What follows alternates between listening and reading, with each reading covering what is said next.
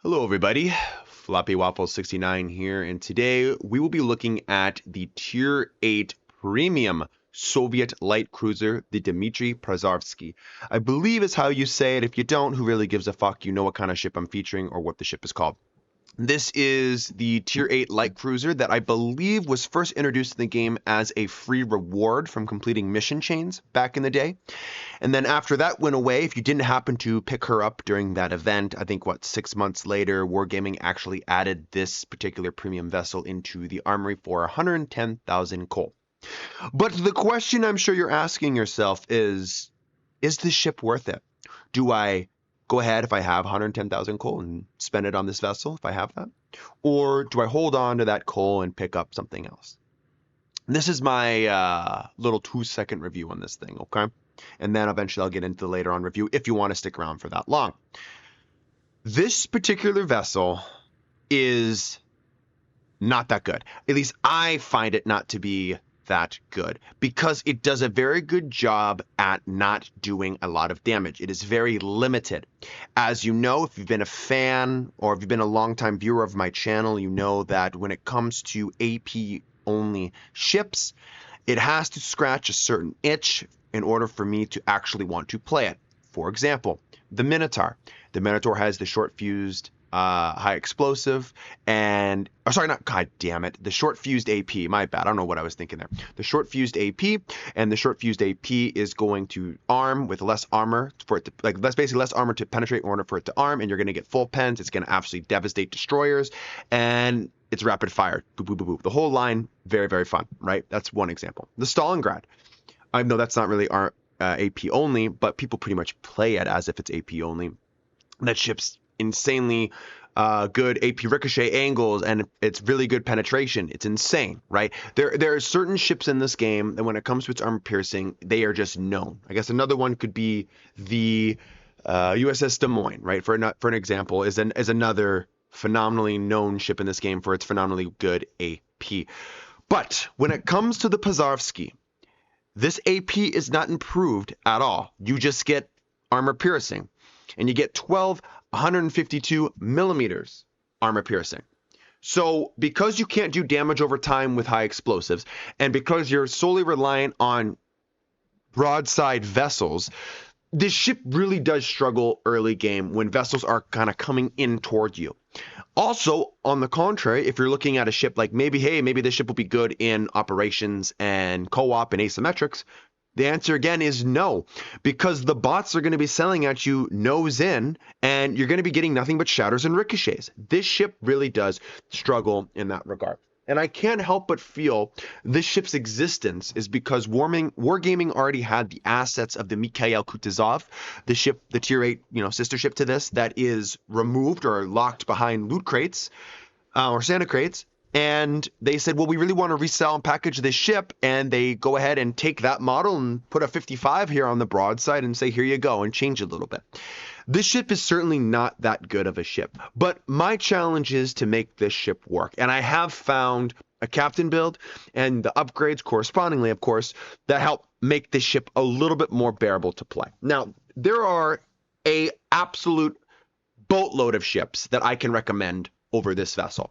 So if you're looking for that in-depth review, you've come to the right place. But on the surface, if you just want a yay or a nay, because I am the cruiser player, I love my cruisers to death, I can assure you this ship is not the ship you want to get, right? A lot of you stockpile your resources as much as you can. You don't sit on this game for 4, 5, 6 hours a day. I get it, and that's why I'm here to help you out, because I want you to make sure that if you save up your coal, even if it takes you 6 months to a year, but you finally get the coal, and you're like, well, what ship do I want to buy? Hopefully I can steer you in the right direction. I think every ship in this game has a purpose. But I think the level of skill based upon you as the player is going to determine whether or not this ship, whether or not you can make it work or not, and whether or not the ship has a little bit more hands-on approach, or if it's a lot of, unless it's easier to play, right? I think a lot of ships, this is the kind of the thing we get confused on a lot in this game is, well, is the ship broken? Well, yes, to some degree, because X, Y, and Z, because usually the ship is easier to play. And that certainly is not the case with this. This ship is definitely what I like to call a struggle bus, and I'm hopefully going to enlighten you a little bit on why this ship is a struggle bus and why you should not pick up this ship. At least this should be towards the later end. If you have all other coal ships unlocked, and then, yeah, what the hell, add it to the arsenal, because at the end of the day, this is still a tier 8 premium ship. You're still going to get tier 8 improved credit income. Obviously, your post-battle expenses on the ship are going to be massively reduced, and you can flip-flop commanders from her as she is a premium ship. So there are still those massive positives that you can, get with this ship. I don't think, and again, correct me if I'm wrong, I don't think you could purchase this ship within the ship rotation of the premium store. I think this is only sold in the Armory for coal. I don't know that, but in case it's not, I'll make this very easy for you. If any ship is in the Armory for coal, I just can't sit here and recommend you to spend the doubloon price to pick up that ship. It just doesn't make any sense to me, because all you have to do is play the game, accumulate the resources, and then you can expire those resources or expend those resources on the ship that you want, right? Like I think from time, is the Napoli a ship that they sell in the premium store? Maybe it is, maybe I can't remember, but that's a good example. Like, why the hell would I ever want to spend the amount of doubloons they're asking for the Napoli when I can just pick up the coal price plus the coal coupon, that kind of stuff. So, but like I always do with these ship analysis videos, I'm going to delve deep within the stats here in the first half of the video, and then I'm going to follow up with some gameplay and some commentary on the ship, pros and the cons, and then give you my final thoughts on the vessel. And then hopefully I can send you out there with a right mindset to how to deal with these things on the battlefield, or if you are playing with the ship, how to potentially increase your battle impact, which is going to be very, very, very tricky to do in this thing, because it's not an easy vessel to play. I think on the surface, people are thinking, hey, this thing has a smoke screen and it's easy. It's a smoke farmer. Wrong. It's really not, because it really can't. I mean, it tries to be, but it really can't do that. And I'm going to show examples of that too here later on. So without further ado, guys, let's go on and get into the video, starting with, like we always do, the armor layout. I, for one, actually find the Mikhail Kutuzov hull relatively tanky. And again, I want to put tanky in air quotes because it's still a light cruiser, and at the end of the day, it's still a cruiser. There's battleships sailing around with, especially at this tier, 406s, 419s, 420s, 430s, all that kind of stuff. So, and you're tier 8, you're going to get into tier 10 battles, right? You can theoretically get put into those top tier battles. So you're going against 410s, super ships, that kind of stuff. It's just not pretty. I mean, it's literally the kind of, I guess, example I like to use is the hot knife through butter, because that's exactly what those large caliber armor piercing shells are going to do to your nose. Only 25 millimeters. Again, your ass, only 25 millimeters, coming in with a 27 millimeter deck. And again, your side plating is only 25 as well. Overmatched by 380 millimeter guns and higher. Same with the fore and the aft end. And then the deck does have some immunity to 381s, but your 406s, anything larger than that is just going to go right through it and go ahead and citadel you through your deck armor, which is always a meh, kind of a yikes. Also, a little bit of, I mean, not a little bit, quite a lot of superstructure, easy to farm for destroyers and whatnot, and some other light cruisers who shouldn't have any problems penetrating most of your ship anyways, but you do have a lot of superstructure, and it's easy to hit. Moving to your citadel, you will see you have a 100 millimeter thickness of a citadel, which stretches the entire length of the turrets from 1 to 4 and is raised a bit out of the water, as you can see here. Really not that hard to citadel this thing. You have to use caution when playing the ship, because if you are by any means caught broadside, you most likely will get punished. The one thing about the hull too that I like to point out is you do have a little bit of that infamous shell catcher. I'll go back to the armor layout so you can see right here. It is counting as kind of your deck armor plating here with that 25 millimeter plating. You just have to be careful that if you are in the kiting position, as large caliber or just armor piercing in general will hit this. I guess I'm kind of trying to get a good view here for you guys. This surface here, and it will penetrate and do full pen damage. So you have to be wary of that, especially when you're kiting. Moving into the survivability of this thing, you do get 42,750 HP, which actually isn't that bad for a tier 8 light cruiser. Again, there are some heavy cruisers that have less HP than this, so we are sitting in a relatively nice area. But again, that is going to be compensated with usually a larger detection radius, and you are a bigger ship, so usually, because you're a cruiser at the end of the day, larger, you're going to be easier to hit anyways. Moving into the artillery, first of all, I want to point out the gun firing angles on this ship are actually relatively nice. I had no problem, especially in the kited position. I will see if I can go ahead and show up a diagram of those gun firing angles for you guys, so you can kind of see what I'm talking about. And you'll see examples of that in battle too, when I am kited away in this thing, that I am able to get all 4 of my turrets on the target with reasonably amount of comfort, and I can angle away in time to, mitigate that incoming damage. Now, it does come with 4x3 152mm guns, as you can see here. These are pretty standard for the Soviet Navy. These 152s are going to reload in just under 7 seconds, which actually sounds pretty good. 12 guns, 7-second reload. Hey, that's awesome, right? 180-degree turn time on these turrets are 25 seconds. And then the maximum range is 18.1, which is super nice. Again, the Mikhail Kutuzov, the sister ship to this ship, does have, I think, like a 19-kilometer range, which is absolutely insane. That is beating a lot of tier 10 cruisers for range. So these are very comfortable numbers. Should start trying to formulate in your mind, well, if they're giving us these numbers to deal with, this is kind of going to be more of a middle to longer range kind of ship. And you would be right. Again, there is no high explosive coming on this vessel.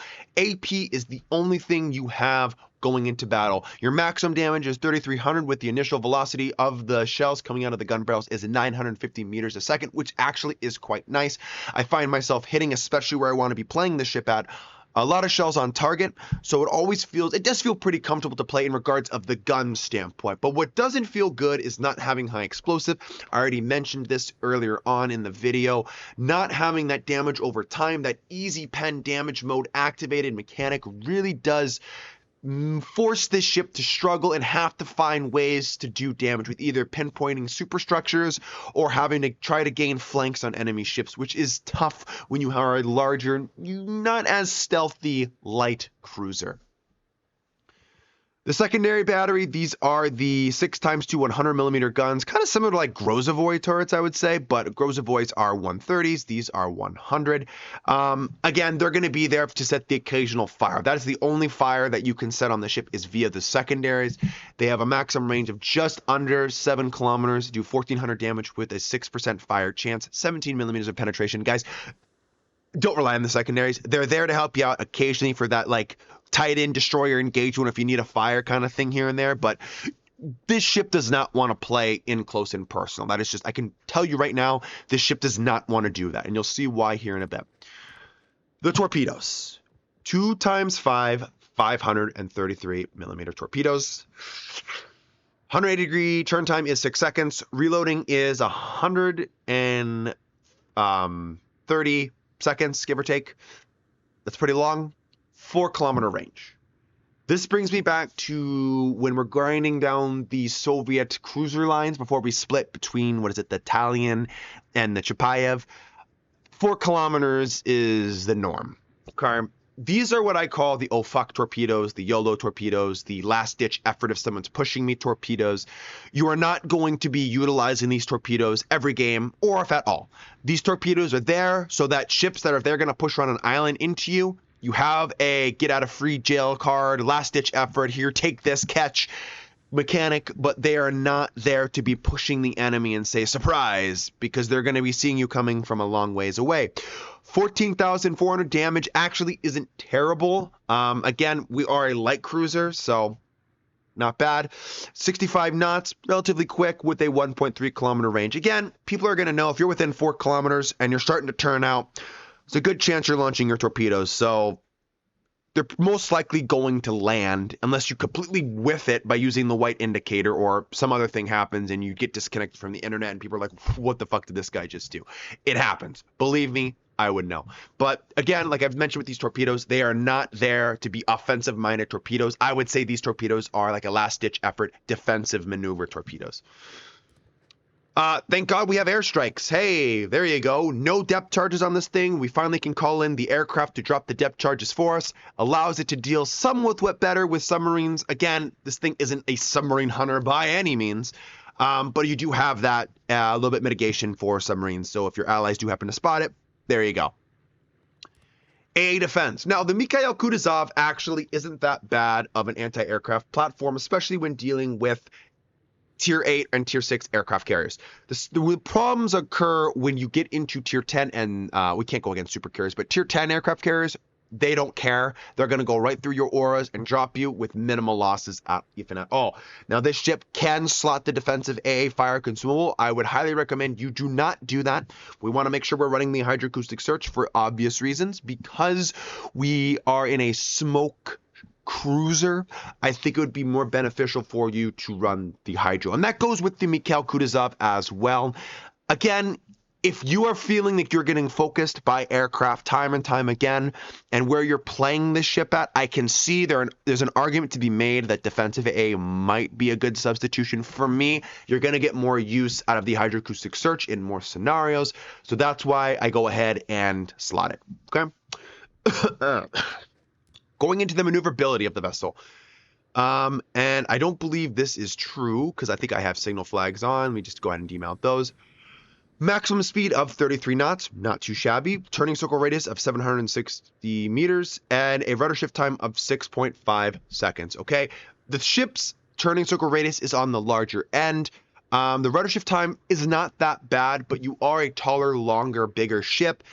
Even with that turning circle radius and even with that nice rudder shift time, I think you're still going to struggle with your handling a little bit. I guess this is a kind of a balancing feature for this ship. You want to make sure you are pre-kited or positioned accordingly and you're not caught flat broadside, because if you are, you're most likely going to be sent back to port relatively quickly in this thing.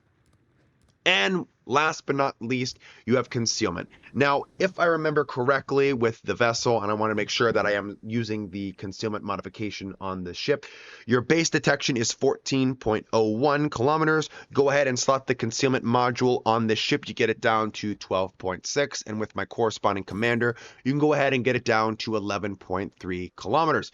Again, another important thing, because you do have access to a smoke screen, you actually do share the Mikhail Kutuzov, as it is the same ship, vessel, and guns, theoretically, the same smoke firing penalty of 7.7 kilometers, which is a little bit on the higher side for a smoke firing cruiser. But again, I guess it's a balancing thing for the ship. But that is what the Dmitry Pozharsky is in a nutshell with all of her statistics. I'm going to go ahead and highlight my upgrades right now.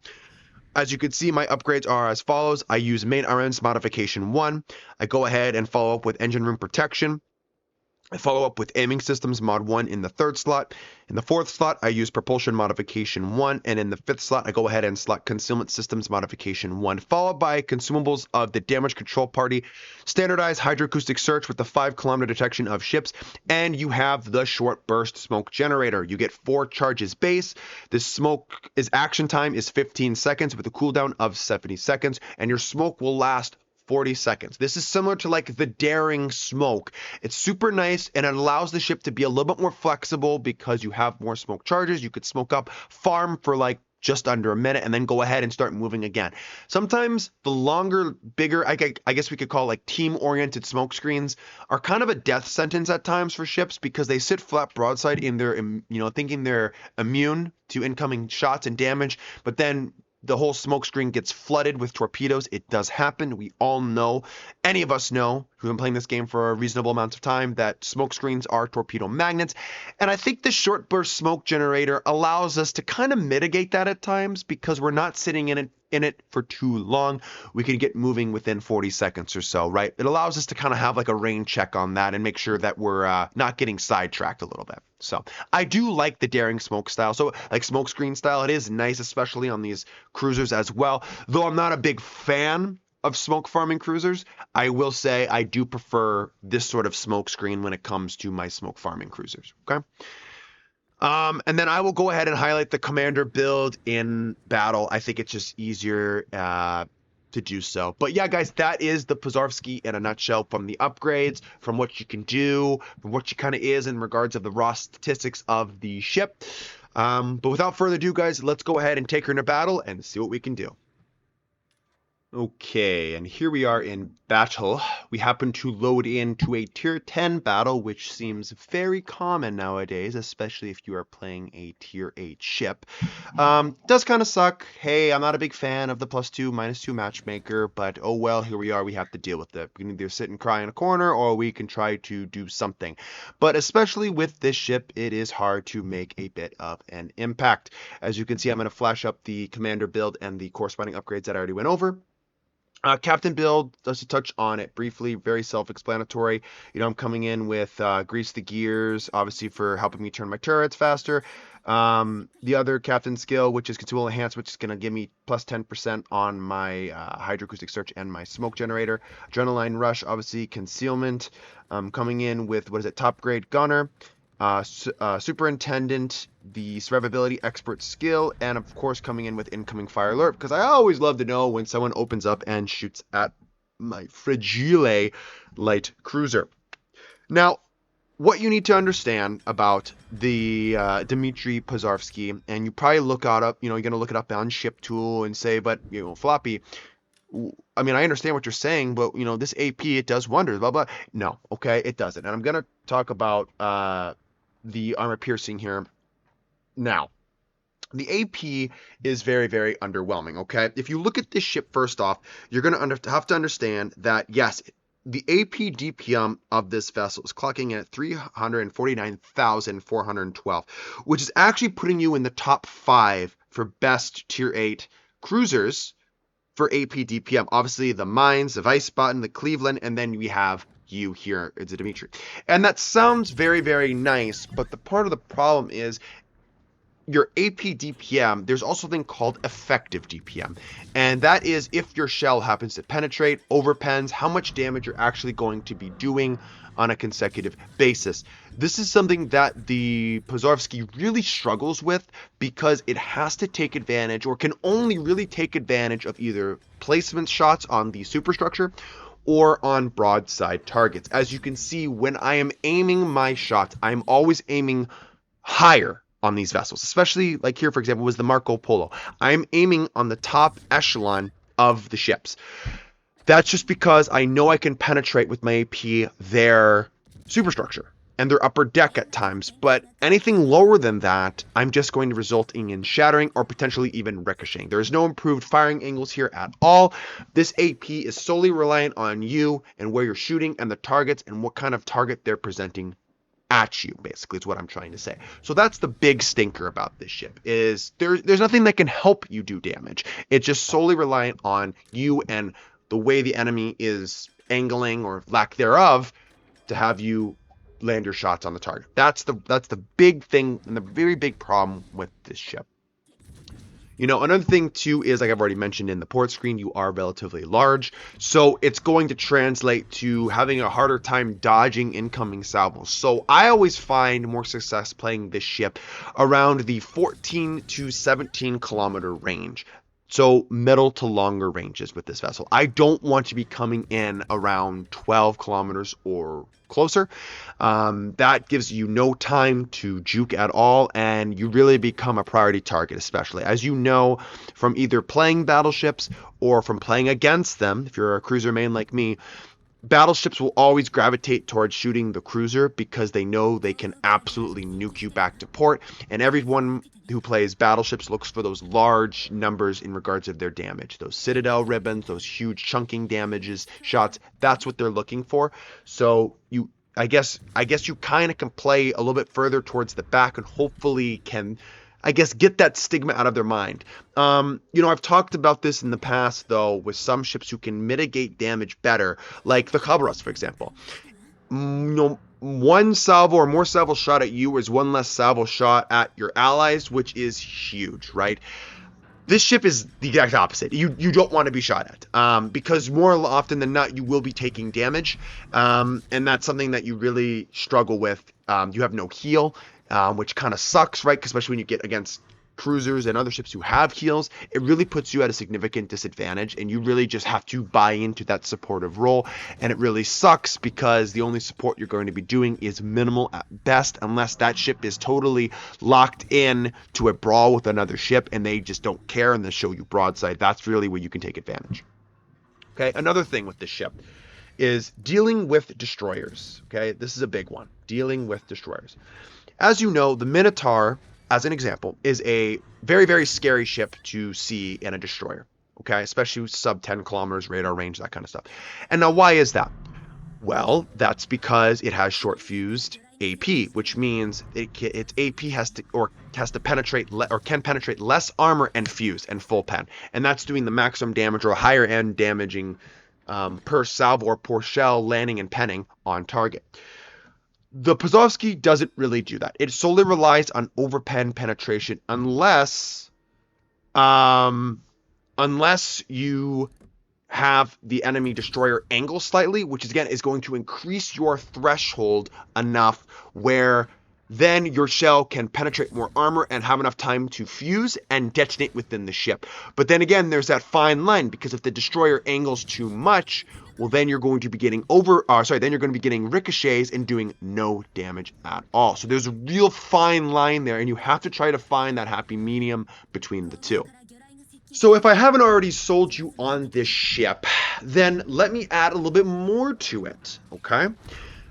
There's a good example of semi-armor piercing, by the way, on the armor, which is just trashed here. But the torpedoes, okay? Usually for a cruiser, I don't really consider the torpedoes to be a big part of the vessel, okay? They are there as a supplemental armament choice for you to allow you to get out of sticky situations is kind of like the big thing. It gives you that big alpha that a lot of cruisers just maybe don't have.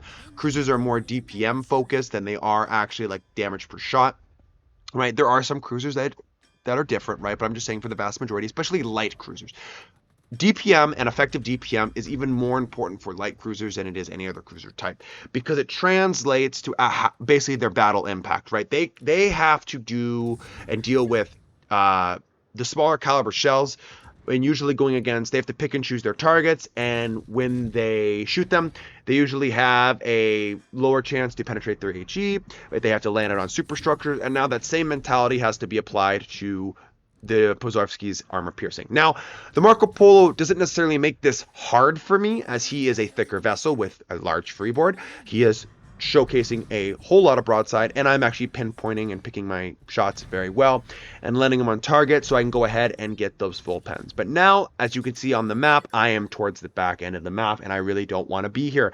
I need to be up supporting my destroyers with anti-aircraft fire, and especially my battleships as well, giving them hydroacoustic search so that they can push up more effectively and deal with those larger, scarier ships that I, for one, struggle with dealing with, right? But I am going to talk about the torpedoes here because, like I've mentioned, these are your standardized Soviet cruiser 4-kilometer torpedoes. Okay, these torpedoes were only used in very, very, very sticky situations. I will never, ever in these, unless I'm trying to fuck around, I will acknowledge that, but I will never, ever go flying in and up to the battle in my Soviet cruisers and try to look to utilize these torpedoes. That's just is the wrong mentality, and I have some advice for you. I would look to play different cruisers at that point, because if you want to play a more torpedo style focused cruiser, there are a couple other cruiser lines and or ships that I would recommend over, the Soviets, right? The Soviets were all about their relatively tankier armor, which really doesn't apply here, but their guns. They're usually their shell penetration, their shell velocity. That's usually what they do. And then on the contrary as well, they have some, quite a bit team utility with radar and whatnot. But obviously we don't have surveillance radar here. We don't have a heel. All we have is our guns. We have a little bit of a hydroacoustic search, and we have our short burst smoke generator. The short burst smoke generator is just going to allow us to have a little bit more survivability so we can smoke up and farm and kind of get off detection so that we are out of sight, out of mind. That's what allows this ship to, I guess, get by. But where do people really make the big mistake with the Pozharsky? And I think it's two things. One, and this is very generic in general terms, people are way too aggressive with this ship. When I see this ship played incredibly poorly, they are up right behind their DDs, right next to the cap, They're like the first cruiser spotted, and they usually get death struck. Or if not, they get chunked down to a quarter left HP, and they're irrelevant the rest of the game, or the follow-up salvo kills them, okay? That is a huge mistake I see with not only a lot of cruiser players, but especially with the Pozharsky. They are just way too aggressive, and I think it's because a lot of people just they think light cruisers support, but what they don't realize is that there are other ways to support. Now, because the battle is thinned out, there's 3 destroyers, a battleship, and an aircraft carrier, I can be a little bit more aggressive and get up and help my allies a little bit more on the up front or on the front of the battle, right? With as long as I know where the Montana's guns are and I know where the enemy torpedo threats are, I can plan my next movement and my guns and all that strategy ahead of time, right? Sorry to switch side notes here or whatever, switch topics, but I want to pinpoint the armor piercing on destroyers here. Here you could see the overpens. Like, the damage is not terrible, but the ship has to go full broadside, or if they slightly start to angle like this, then we get our full penetrations. That's when we do a lot of damage on destroyers. Other than that, it's kind of like what you see with the San Martin. If you go and sail flat to the San Martin in a destroyer, he's just going to be doing overpen damage, and his shells will go right through your ships, doing very little damage for the most part. But the second you slightly angle, that gives his AP enough time to arm, like that arming threshold, and will do bigger damaging salvos on your destroyer. So that's one thing to note. Like, I would not consider this ship very effective in dealing with enemy DDs, okay? It's really not, because it doesn't have the short fused AP, which is a dangerous, absolutely lethal towards DDs, okay? Going back to what I was saying about this ship, so now I can go ahead and push up into the battle, and I can, because this Montana is preoccupied with my allies, I can shoot all 4 of my turrets on him while capturing this point, while being a little bit more aggressive, okay? The second mistake I see with the Pozharsky is their target selection, okay? Just because a target is in range, doesn't mean that he is the right target for me to be shooting at, okay? This ship's main targets are enemy cruisers. That's who you want to be shooting at. And or if a broadsiding battleship appears, chunking him. That's really it. Destroyers you should shoot at regardless, but asking a Pozharsky to deal with an enemy DD is pretty stupid, just because it's going to take him almost twice as long to deal with that said DD because of what he has the tools he has at his disposal, right? He is going to be much more effective dealing with enemy cruisers who are a big threat towards your allied destroyers and assisting battleships with dealing with enemy battleships, but only if they're presenting targets like this Montana is so kindly enough to show me here, flat broadside, which is actually criminal. I can't believe he didn't once decide to shoot my vessel, which is whatever. I guess he was preoccupied with everybody else on the team. Going into my final thoughts about the Dmitry Pozharsky, okay? If you have, and let's say, in a general rule of thumb, if you have every cruiser other than the Dmitry Pozharsky for coal, then I would consider getting destroyers and battleships and that kind of stuff. But until you get every other ship for coal from a top tier down standpoint, then I would go ahead and pick up the Pozharsky. The only reason I could consider picking this ship up is these 2 options. One, you are a diehard Soviet lover, and you already have the Moskva, for an example, and you're like, well, I love my Soviet cruisers. I have so many 21-point commanders trained up on my Soviets. I want to get another one. I want to get a tier 8 there. Okay, fair enough. Go ahead. Or you go, hey, I love the Mikhail Kutuzov aesthetic. I love the play style. I think I want that same style ship. Okay, a little bit different though. Like, hopefully this video has showcased you, but that's it. Those are really the only 2 things. I just think there are just better premium ships and even better coal ships that you guys are going to have more fun on and have more battle impact than if you play with the Pozharsky.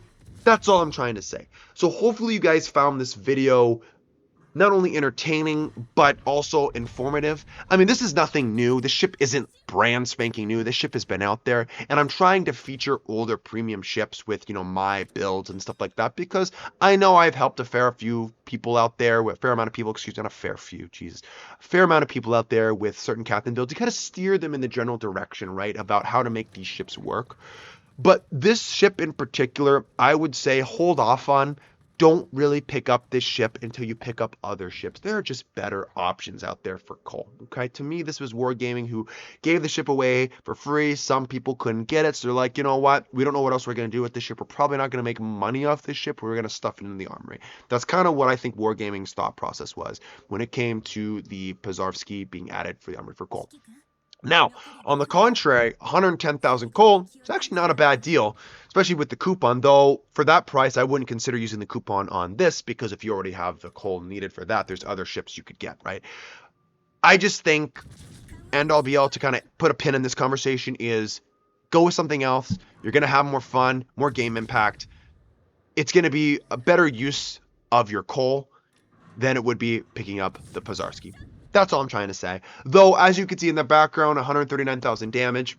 You know, I think this was an E rank too because we're up tier and we get that double XP modifier or whatever. Not a bad game, right? And hopefully the ship can show you what the ship, hopefully I can show you what the ship can do. That's kind of the main premise of these reviews.